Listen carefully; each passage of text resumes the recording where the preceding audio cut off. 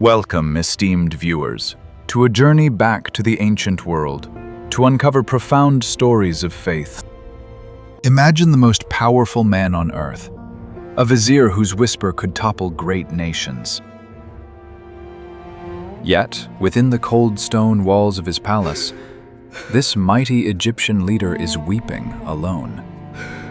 He is not mourning a lost war, but standing face to face with the brothers who sold him to slavery. Will he unleash a devastating revenge, or choose a path of forgiveness that changes history? According to ancient records, a devastating famine had gripped the entire known world at that time. In the heart of Egypt, 11 desperate shepherds from Canaan knelt before the Grand Vizier. They had come seeking grain, unaware that the strict ruler before them held a deep, hidden secret. The vizier looked at their weary faces, his heart pounding heavily under his royal garments. Suddenly he gave a strict command, ordering every royal guard and servant to leave the hall. The massive bronze doors closed shut, leaving the humble brothers alone with the most feared man in Egypt. A chilling silence filled the grand palace, broken only by the sound of a sudden heavy sob. The mighty vizier, dressed in fine white linen, began to weep so loudly that the guards outside heard. He stepped down from his high throne, tears streaming down his face, and spoke to them in their native Hebrew. "I am Joseph," he cried out with a trembling voice.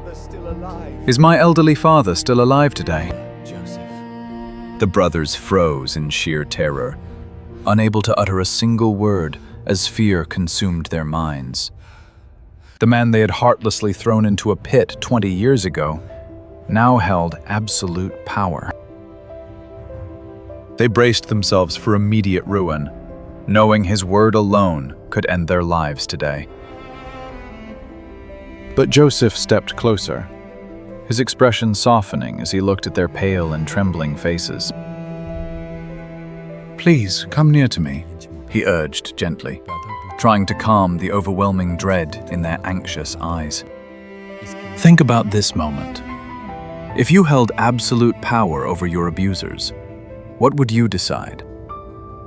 Would you demand swift justice for the bitter pain?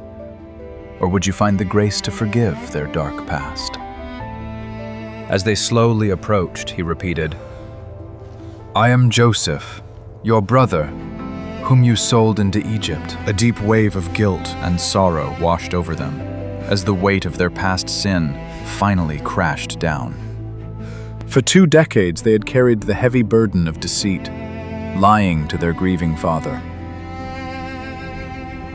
Now, the very brother they had betrayed stood before them as the savior of a starving nation. Hebrew scriptures tell us that this moment remains one of the greatest acts of mercy in history. Joseph did not raise his hand to strike them, nor did he summon his guards to cast them into prison. Instead, he looked across their broken figures and delivered words that would echo through generations. "Do not be distressed or angry with yourselves," he said, wiping away the warm tears from his own face. "For it was not you who sent me here, but God, to preserve life and save our family from ruin." This profound declaration shattered their deepest fears, replacing their dread with astonishing grace. The dark shadows of unforgiveness melted away, radiating a pure, healing light in the palace. He then threw his arms around his youngest brother Benjamin and wept upon his neck with boundless joy. Benjamin, overcome with emotion, embraced him back, tears falling freely among the long-lost brothers. Then Joseph kissed all his brothers and wept over them, washing away decades of bitter agony. Only after this profound moment of healing were his brothers able to speak freely with him again. "It is forgotten, brother. The news of this epic reunion quickly traveled through the massive halls of the Egyptian palace. It soon reached the ears of the mighty Pharaoh, who was greatly pleased to hear of his vizier's family. The mighty Pharaoh, honoring Joseph's great work, issued a royal decree abundant with grace. He ordered the brothers to load their animals with rich provisions and return to the land of Canaan. "Take carts from Egypt for your children and your wives," the Pharaoh commanded, with a noble, kind heart. "Bring your aging father and come down to me. I will give you the very best of the Egyptian land." And so, Joseph gave them splendid royal chariots, loaded with fine garments and silver for the journey. He sent his father 10 donkeys carrying the finest goods of Egypt to sustain them on the long road. As they departed, Joseph gave them one final piece of advice, urging them not to quarrel on the way. The brothers left the grand city behind, their hearts now bursting with a joy they had never known before. They traveled across the scorching desert sands, eager to bring the miraculous tidings to their sire. Meanwhile, in the dry, unforgiving hills of Canaan, old Jacob waited in the shadow of endless grief. For 20 years he had mourned the loss of his beloved Joseph, believing him torn apart by wild beasts. His body had grown frail, his eyes dimmed by endless tears, and his spirit crushed by a profound despair. He sat in his weathered tent, a patriarch holding on to the fragile remnants of his starving tribe. When the dust of the approaching caravan appeared on the horizon, the camp stirred with anxious hope. His sons rushed into the camp, breathless and excited, bringing news that defied all human comprehension. "Joseph is still alive!" they shouted aloud. "He is actually ruling over all the land of Egypt." Jacob's frail heart seemed to stop beating in his chest. He was totally stunned and could not believe their words. Ancient texts describe this moment as a profound shock, a sudden clash of extreme hope and cold disbelief. How could his precious son, dead for 2 decades, suddenly be alive and wearing a royal crown? He listened in stunned silence as they recounted every word Joseph had spoken in the grand palace. But words alone were not enough to heal a wound so deep, to overturn a mourning so bitter and long. Then, Jacob stepped out of his dim tent, his trembling hands gripping his wooden staff against the bright glare. His aging eyes gazed upon the magnificent Egyptian chariots standing in the dusty camp. The sight of these luxurious royal carts, sent by his son to carry him, finally broke his doubt. The breath of life suddenly returned to the elderly patriarch, igniting a fierce fire in his soul. "It is enough!" Jacob cried out with a burst of strength. "My son Joseph is still alive, in a foreign land. I will go and see his face once more before I die," he declared, embracing this miraculous grace. The whole camp erupted in a flurry of action, preparing for the greatest journey of their lives. They gathered their flocks, their herds, and all the goods they had acquired, leaving the starving land of Canaan. 70 members of Israel's house set forth, guided by the gleaming chariots of the Pharaoh. This migration marked a crucial turning point, shifting the destiny of an entire nation forever. As they traveled south, Jacob stopped at Beersheba to offer sacrifices to the God of his fathers.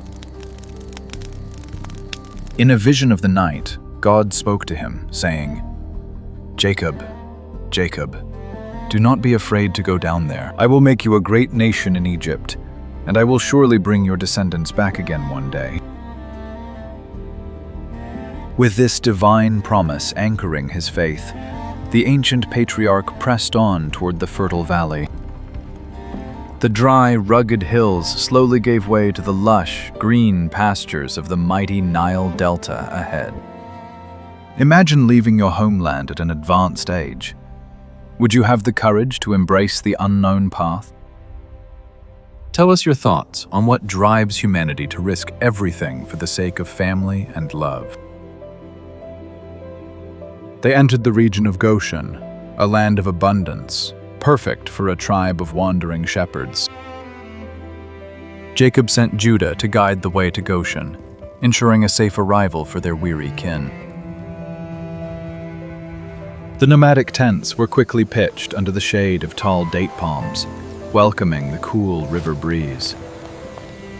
Back in the royal capital, Joseph received word that his father had finally reached the borderlands. He swiftly ordered his grand chariot to be made ready for the unforgettable reunion. The Grand Vizier of Egypt, adorned in stately attire, rode swiftly to the pastures of Goshen, alone.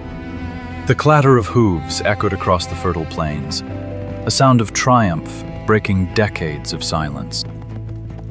From a distance, old Jacob saw the cloud of dust approaching, his frail heart beating with overwhelming joy. The golden chariot gleamed against the setting sun, bringing the son he had mourned for countless bitter nights. Joseph stepped down from the cart, no longer a mighty ruler, but simply a devoted, long-lost son. He walked across the lush green grass, his eyes fixed on the weak, ancient figure standing by the weathered tents. Time seemed to stand entirely still as the gap between them closed, healing the deep scars of yesterday. As soon as Joseph appeared before his father, he rushed forward and threw his arms around his fragile neck. He wept on his father's shoulder for a very long time, releasing all the pain of his bitter exile. The Grand Vizier of the mightiest empire on earth humbled himself in the arms of a simple shepherd. Jacob's trembling, gnarled hands gently cradled his son's face, tracing the features he thought were lost forever. A single profound tear rolled down the deep crevices of Jacob's weathered skin, gleaming in the golden light. "Now I am ready to die," Israel whispered softly, a deep sense of peace washing over his weary soul. "Since I have seen for myself that you are still alive, my life's long journey is finally complete today." This tender reunion in the Valley of Goshen stands as a mighty culmination of faith and hope. The 70 souls of Israel settled in the land, surrounded by abundant crops and water. They prospered greatly under Joseph's grand protection, escaping the famine that ravaged the known world. A time of tranquility began for the Patriarchs, cementing their presence in Egypt's history. The peaceful days in Goshen stood as a living proof to the supreme power of human mercy.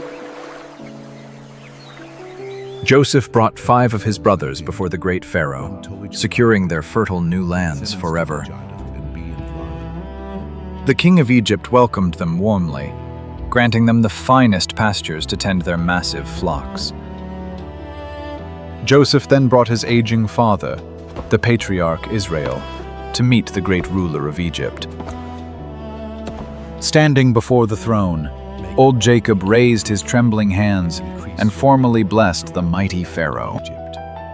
Though a mere humble shepherd, his spiritual authority cast a profound presence in the grand hall. Jacob lived in the rich land of Egypt for 17 years, surrounded by his growing family line. His lifespan reached 147 years, a difficult journey filled with immense trials. The era of the founding patriarchs drew to a gentle close under the cool shade of tall palm trees. Through Joseph's divine wisdom, his people thrived and multiplied, laying the roots for a mighty nation. Their painful past of betrayal was fully washed away by the ultimate power of divine grace. The brothers lived peacefully in the lush lands, tending their livestock beside the flowing river waters. Yet this splendid sanctuary was a temporary refuge in the grand tapestry of ancient times. Centuries later, a new, ruthless Pharaoh would rise to the throne, forgetting all of Joseph's legacy.